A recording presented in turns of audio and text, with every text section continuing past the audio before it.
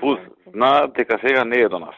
Дека ние последно вака во разговорите со овие јужните соседи беше крајот на јули, почеток на август.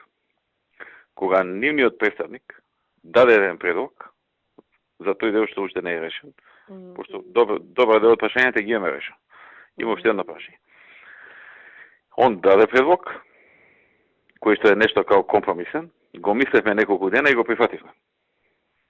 И он вика, сега треба ја мојве да ги убеда.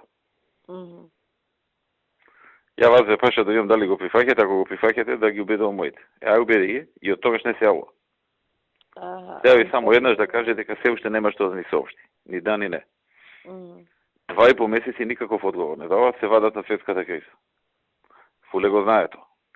Го знае Рикер, го знаат, тие што треба го знаат.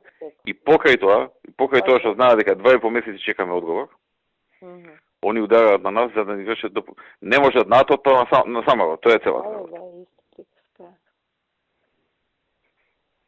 Ја го викам на Фуле кој беше, викам, еве ние прифативме.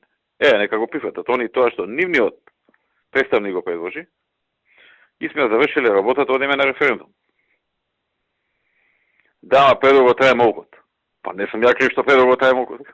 Не молчам ја, они молчат. Ама што ако речат не? Па ако речат не, викам, ќе размислуваме понатаму нешто друго. Многу сум загрижен. И јас сум многу загрижен.